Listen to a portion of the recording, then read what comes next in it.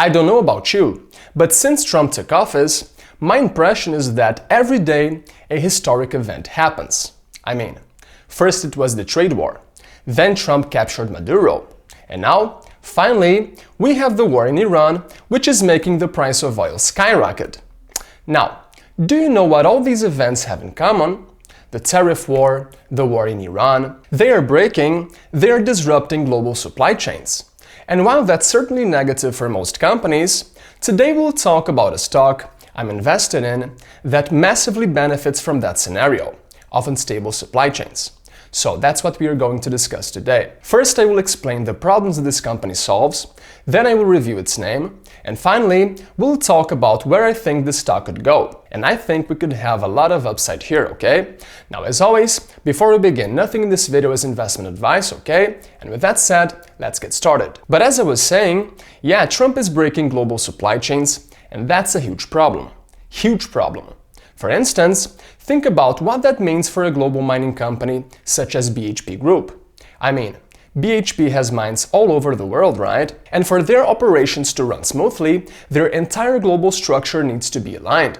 Now, think about how hard that is for a minute. For example, BHP ships thousands of tons of ore across the ocean, from one continent to another. And for this ore to reach the market, first, the ship needs to arrive at the port, right? First of all, so there needs to be space for it to dock, which obviously means your ship needs to be on schedule, right? So you don't want surprises along the way to slow you down. Besides, once you dock your ship, you will probably need train cars there to carry the cargo to, correct? You will need to unload the ship. In any case, my point is this. As a global commodity company, you need to have a massive infrastructure in place to make such operations work properly, without any problems. Everything needs to be 100% aligned, and one single mistake can cost millions, if not billions of dollars sometimes, okay? So that's why you don't want supply chain disruptions. But for example, the last one, if you were a mining company and a tariff war breaks out, that will certainly make your day much more stressful, because it simply may no longer make sense for your final customer to buy your product, your iron ore that's already on its way in the middle of the ocean. So someone is going to lose money, right? So that's why for this type of company, supply chain disruptions are a major risk.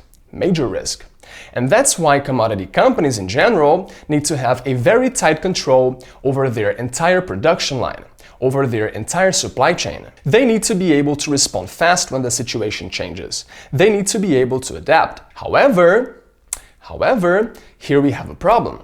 And I say that because many commodity companies, especially in the mining sector, still operate in a very old-fashioned way, relying mainly on emails and Excel spreadsheets.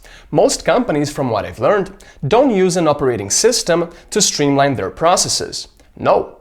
And by the way, that's why major frauds have been happening in the sector, in this industry, over the past few years, because of a general lack of control. In any case, today's company is helping to solve that problem.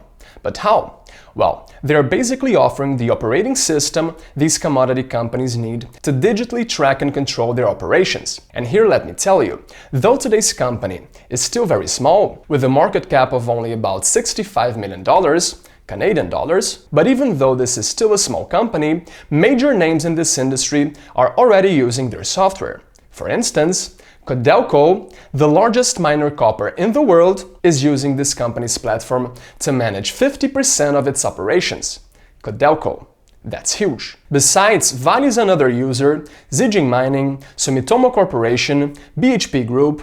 In fact, there are more than 200 global players testing this new platform. So, I think this company might have something interesting to offer. Now, enough with mystery. Which company, which stock are we talking about after all, right? So, today's stock is called MineHub Technologies, and it is listed on the TSX Venture in Canada, ticker MAGB, and also in the US under MAGBF. And as I mentioned, I'm long on this stock with an average price of around 70 cents Canadian. But that's how MineHub is helping to solve this problem commodity companies are facing.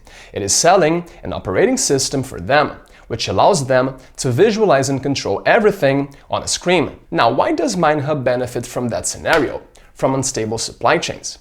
Because the more this becomes a problem, the more commodity companies start looking for a solution. So instead of hurting the business, the disruption we are seeing in global supply chains is actually pushing customers towards MineHub, and that's great. The market, however, is still far from seeing that. In any case, I don't want to go too deep into MineHub's technical details. After all, I've already talked quite a bit about this company here on my channel. But I will close this video talking a little about where I think this stock could ultimately go. And again, nothing here is investment advice, okay? Anyway, so let's first talk about the risk of investing in the stock and then about MineHub's upside. So let's start with the negative side of things, with the downside. You see, one very important thing for investors to know about MineHub is that this company is actually still operating at a huge loss. I mean, while MineHub's revenue stands at 1.5 million Canadian over the last 12 months, their operating expenses stand at 7 million. So yeah, MineHub is operating at a huge loss. Now, if that's the case, why am I long on MineHub? Because as I mentioned, they already have dozens, hundreds of global players, of global companies testing their platform. And my theory is that it is just a matter of time before some of these names become paying customers, become paying clients. So yeah, MineHub might still be showing very little revenue. However, I think this will change in the not too distant future. But okay, with that said, let's go back to our pessimistic scenario. Now, though I think MineHub's revenue will grow, though I believe new clients will arrive, that simply might not be the case, right? Let's recall that risk is the possibility that what you were expecting to happen doesn't happen. And that's the risk here. New clients could simply not arrive.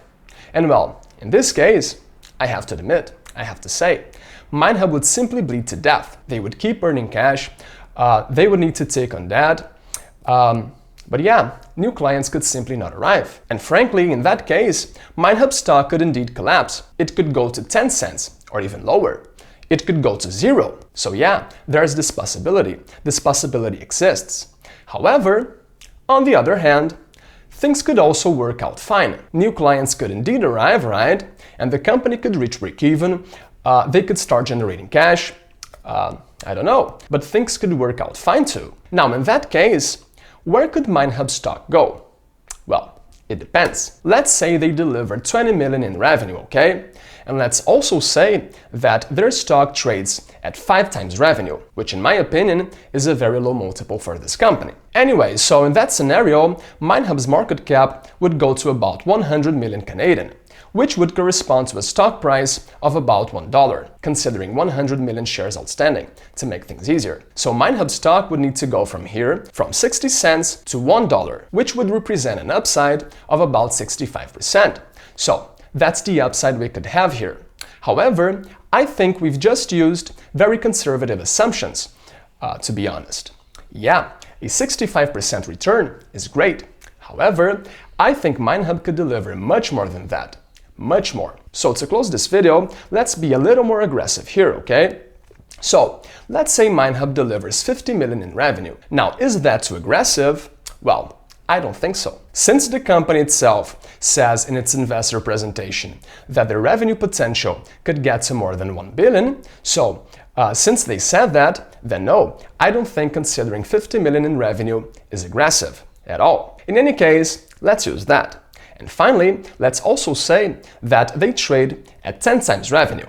Now, in that case, MineHub's market cap would need to go to about 500 million Canadian, which would take the stock to around $5, Canadian dollars. But that would represent a 730% return. Things started to get more interesting, huh?